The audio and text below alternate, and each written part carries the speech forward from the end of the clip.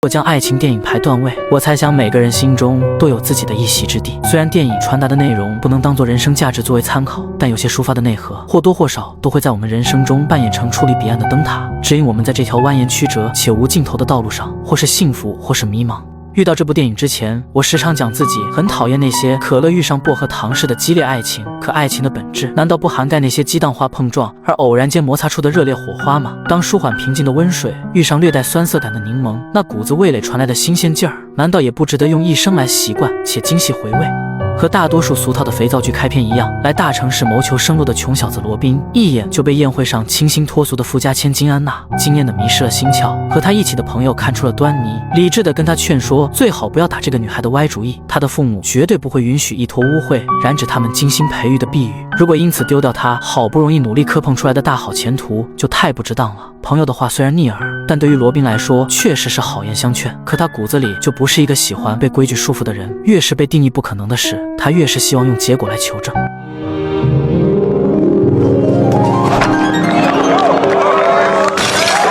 他这一记漂亮的全垒打，不仅赢下了群众高呼不止的满堂彩，更在情感坚固如冰的戴安娜心头破开了一小道缝隙。之后的罗宾每天都像块狗皮膏药一样围在女孩身边打转，久而久之，这份情感上的萌动也渐渐感染到了安娜。他们之间的情感随着时间日渐升温。罗宾很清楚，像安娜这样的女孩不会在意礼物上的高低贵贱，也不会盲目信服那些漂亮话的有意恭维。如何将自己心里的情感价值袒露，是他唯一能情感破冰的有用途径。可现在的他并不清楚，自从上次震惊四座的全垒打之后，社恐甚至厌男的戴安娜早已对他燃起了兴趣。之后的日子里，他们顺理成章地走到了一起。为了保持住戴安娜的新鲜感，罗宾每天都会花费大把时间用来制定第二天的约会计划。在他眼里，打动一个女孩的可以是一次次惊艳的出场，但如何将感情维系，却是每一次次的良苦用心。而这也正是戴安娜在男人身上清晰察觉到的。然而，即便是如此你情我愿的爱情，也并非一帆风顺。戴安娜的哥哥们根本看不上这个外来务工的穷小子，他们觉得以妹妹的情况，即便配不上王侯，至少也得嫁个公爵。可戴安娜却十分清楚自己心里想要的。Please stop going round and round and concentrate. This is your future life we're talking about. It's your future happiness. The thing is, I just know this is it. 在戴安娜自己的强硬坚持下，罗宾和戴安娜偷偷结了婚。家人并不理解女孩的做法，几乎要跟她断了关系。好在随着孩子的即将出生，不明事理的父母以及势利眼的兄长还是接受了罗宾的存在。只是月亮不会永远是圆的，天上的云彩也会时不时地遮住太阳。他们越是期盼幸福常驻，噩梦越是喜欢悄悄地找上门来。就在他们结婚的第二个纪念日，打球的罗宾突然踉跄地摔倒。他本以为这只是自己长时间缺乏运动导致的肌肉痉挛，可到了晚上，身体的疼痛不但没有减轻，就连呼吸和心跳都变得急促难安。为了不打扰妻子休息，他强忍着痛苦向大舅哥求助。经过缜密的检查，救治他的医生发现罗宾的呼吸系统正在以坠崖的形式飞速衰退。为了保证他的正常呼吸，医生只能为他全身铺满冰块，随后送进手术室割开了喉咙。他被确诊为无法根治的小儿麻痹症，脖子以下全身瘫痪，就连呼吸都只能借助插电的呼吸机才能勉强维持。不幸命的他现在却只能像只被束缚住手脚的囚鸟，只能祈祷别有故障发生导致设备停电。他笑着还想对妻子说些什么，却可怜的发不出一丝声音。但女人还是准确的说出了罗宾想表达的。时间让他和罗宾之间的默契，有时只需一个眼神，有时只需一个微笑。然而这份默契只够赚下旁人廉价的几滴眼泪，并不能换取其他对他们实质性的帮助。负责诊治罗宾的医生直言不讳地打碎了女人妄想丈夫康复的白日梦。根据先例判断，患上这类病的人基本熬不了几个月。这意味着罗宾和戴安娜刚刚迈足的幸福，或许此刻已经戛然而止。这一结论让女人如遭雷击。罗宾还没履行跟自己白头偕老的约定，更没见过自己未出生的孩子，这对于他们来说又怎能不遗憾？世人皆叹爱而不得的苦，可这般苦又怎能赛得过走不到尽头的这份酸？之后陷入迷茫的戴安娜只能将心里的委屈倾诉给父母寻求安慰。可她的父母从一开始就不支持这段不算平等的婚姻，这场意外反而让他们寻到了指责女儿的出气口。此刻的他们与其说是戴安娜的家人，倒不如形容成嗜血的疯狗，在不断撕咬着女人流血的伤口。可即便这样，戴安娜的想法依旧没有受到一丝影响。她坚持要陪罗宾走到最后，即便不能白头，也不希望罗宾闭上眼前只有他自己一人。或许真的是这份诚意感动了天地，罗宾的生命没有像医生说的那样戛然而止。他奇迹般的苦熬到了孩子出生。戴安娜将他们的孩子轻轻放到了男人枕边，随后轻轻地亲吻了他的嘴角。她希望这些能化作动力，营造成男人继续活下去的希望。可遗憾的是，她除了目视什么都做不了。之后的1年时间，罗宾和戴安娜苦撑着这口希望，熬过了医生定义的死期将至。虽然身上依然要挂着呼吸机才能维持身体机能运转，但至少他不用躺在方寸大的急救室里等待未知的听天由命。他被良心发现的岳母转移到了更先进的医院，用上了更加科学的精密仪器。可罗宾心里清楚，这是岳母用来提醒他的方法。他一辈子都没办法脱离这些冰冷的器械，又怎么再给予那个最心爱女人一生一世的幸福？之后的日子里，罗宾习惯了一个人独处，他拒绝了所有人的探望，只希望自己的身体可以快些习惯享受孤独。可这份疏离非但没有伤到妻子的心，反而激化了他心里一定要始终陪下去的念头。罗宾不说话，他就独自一个人坐在床头讲男人以前给他制造的浪漫故事，从相知到相遇，从厌倦到爱的真切，再到此刻的不离不弃。说多了，女人的嗓音会发出撕裂的哽咽，可她从不在男人面前流下一滴眼泪。她希望丈夫的世界是艳阳高照，充满生机。她不喜欢自己流落的泪滴，因为她清楚丈夫不能给她擦拭泪水的无力，只是这份情感演绎的愈发真切，男人的心脏就愈发倍感撕裂的痛。他想活下去，但好像只有死掉才能卸去妻子身上的负担和枷锁。自从躺在病榻上之后，从不信奉神鬼学说的男人开始逐渐接受那些曾被他嗤之以鼻的教诲，但他也说不好自己是希望寻求一个奇迹，还是追寻一个解脱。负责开导他的神父跟他讲，每个人的出生落地都背负了属于自己的使命，他之所以会遭受这些，也是命运赋予他的挑战和使命，而这也成了他的座右铭，几乎伴随了他人生始终。之后他的生活真的随着心态的改观开始变得愈发成熟平稳，而他也渐渐等到了科学的进步。新一版的呼吸机不但让他重新获得了说话的能力，就连肢体上的痛苦也减轻了许多。神父将这一切都归结于耶稣显灵，可罗宾却十分清楚，这是因为时代的变迁和那个女人的爱，这不能归结于信仰。于是他决定再次做一个无根的人。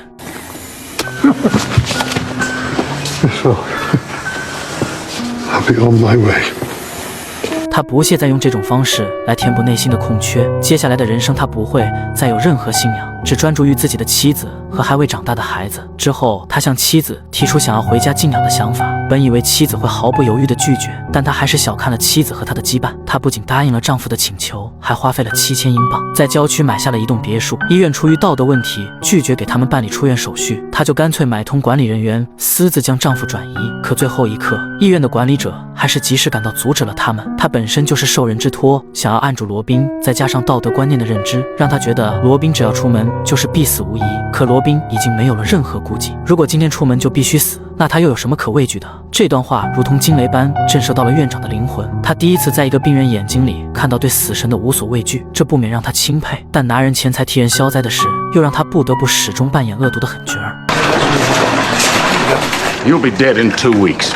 院长的狠话并没有阻止罗宾的决心。虽然现在的他因为设备降级的原因，身体机能的维护肯定比不上在医院时的状态，但房外清新的空气以及这股子微风拂面的自由感，还是让他重新感受到了活着的意义。在朋友的帮助下，他被抬上了特殊定做的小床上，戴安娜为他插上了维系生命的呼吸机，接着换上了手动氧气包。在所有人紧张的注视下，罗宾终于说话了。Yes, I think I Can't believe it actually works. Yes, it works. 看起来幸福的日子又重新回到了他们脚下，可罗宾所要承担的从来就不仅仅是身体上的不断衰竭，还有随时可能会要了他的命的未知危险。就在第2天，他的儿子和小狗玩耍时，不慎撞掉了呼吸机的插座，维持生命的器械停止了运转，无力的窒息感瞬间席卷了罗宾全身。求生的欲望让他不断撕扯着喉咙，向在门外做家务的戴安娜发起了求救。只是没有了氧气的供给，他的嗓子无论多么嘶吼，都痛苦地发不出一个声音。Robin? Robin? Oh my God. Robin? 好在最后一刻，戴安娜发现了丈夫的异常，她焦急地插上了呼吸机的供电，这才平复了男人的呼吸。That was interesting.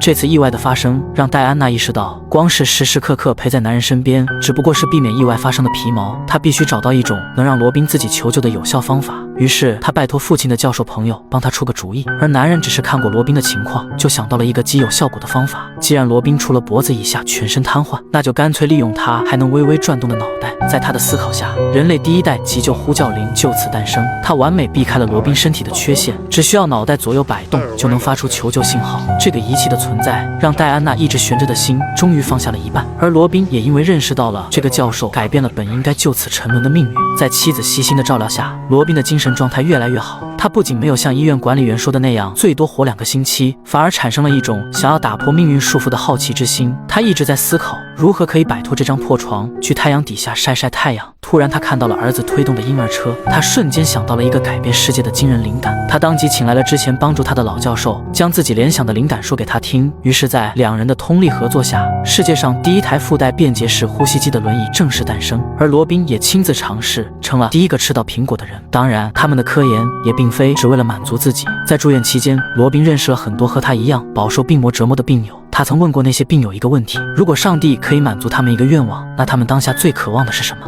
In his own private box. 正是病友这句无心的希望成了罗宾科研的引子，所以在轮椅诞生的第一时间，他就迫不及待地回到了曾经那所医院，找到了曾经的那些人。他要把这架轮椅再做的精细，然后向世界普及，让更多和他一样的人都能待在太阳下，嘲笑那个妄想剥夺一切的命运。在那之后，罗宾的时间都用在了未知中的探索，这其中少不了周围人的出谋划策。当然，最值得铭记的一定是戴安娜的陪伴。罗宾常常和戴安娜说，自己这辈子最幸运的事就是当初没听朋友的好言相劝，而这未免不是戴安娜的幸运。就在2人沉溺在这份你侬我侬的情感中不断倾诉时，他的儿子突然拿着一本老相册打断了他们之间的对白，这上面竟是些罗宾和戴安娜年轻时的回忆。他们曾在相恋时开着直升飞机跑到非洲徒步，罗宾清晰记得在那里发生的每一件事，看过的每一个日出。这份美好的描述唤起了孩童的向往，他哭闹地想要父母带他再去一次，而这看似不可能的事却再一次给罗宾带来了新的动力。于是他们一家瞒着所有人改装了一辆4座面包车，偷偷踏上了去往非洲的路。这一次的故地重游虽然很惊险，但在罗宾的心里刻下了很重要的里程碑。他开始尝试让更多和他一样的人不被命运折服。在他的努力下，续航只有3小时的轮椅呼吸机生生被他改造创新到1天甚至更多。越来越多的人可以像他一样踏出房门，呼吸新鲜空气。但罗宾的志向远远不止于此，他要把自己的发明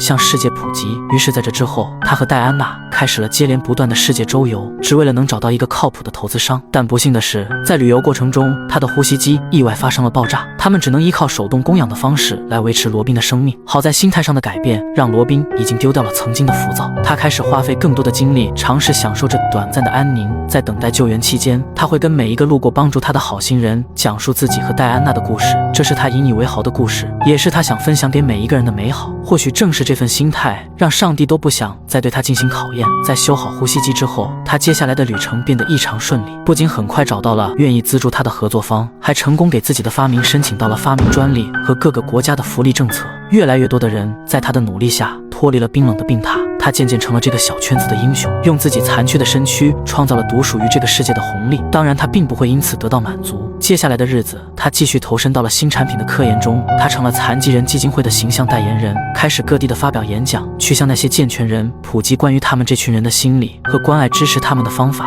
参会的都是些身体健全的人，但唯独他身上多了一抹鲜亮的彩虹色。 What is it that you see? Do you see a creature that's barely alive?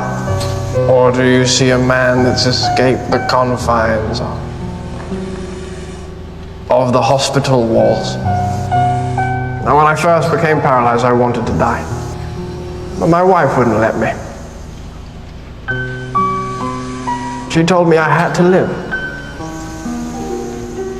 to see our son grow up. So I went on living because she told me to. It's because of her, really.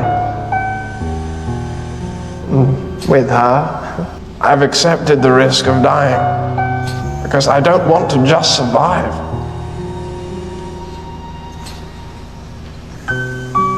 I want to truly live.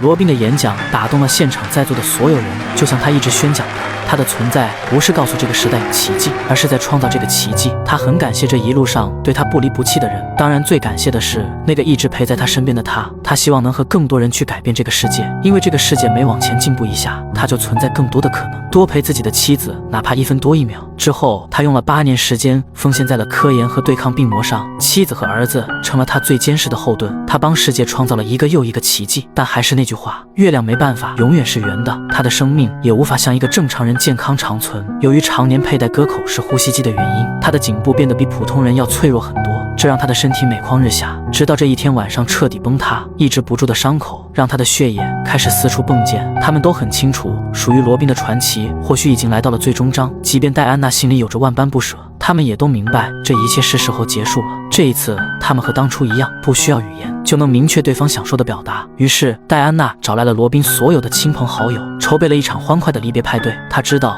罗宾不喜欢哀鸣，所以营造了这一场欢快的气氛，来亲手送别这个自己最心爱的人。看着忙碌且强忍着悲伤的妻子，罗宾真的很不舍得离开，但离开对他和他来说，何尝不是最合适的解脱？第二天，罗宾叫来医生来结束自己的生命，他不希望妻子和孩子见证这最后一刻。可戴安娜又怎能安心地放任男人独自离开？于是，她在丈夫还有自主意识前偷偷赶了回来。看着逐渐失去生机的丈夫，女人的心如同千刀万剐般被撕碎割裂。可他们都明白，这已经是他们所能面对最好的结局了。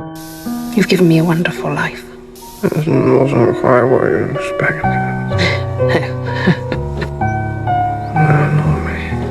看着这个自以为是的男人，戴安娜艰难地挤出了一个微笑。她知道丈夫不喜欢看自己哭，所以哪怕心再痛，也想在这一刻让他始终记住这个笑容。他们这一生算不上什么美好，但用遗憾来形容，又总觉得有些不妥。人海茫茫中，两个钟情的灵魂，只一瞬间就都对对方产生了兴趣。随后，在一生的挫折与泥泞中，始终牵着对方的手，闯过了一道道看似不可过的关卡，不曾分开过，放弃过。这是属于他们的浪漫，即便遗憾伴随人生始终，但过程又好像铺满了鲜花与掌声。接下来属于他们的幸福，只剩下戴安娜一个人缅怀，但这份爱不会散，甚至会愈加更浓更烈。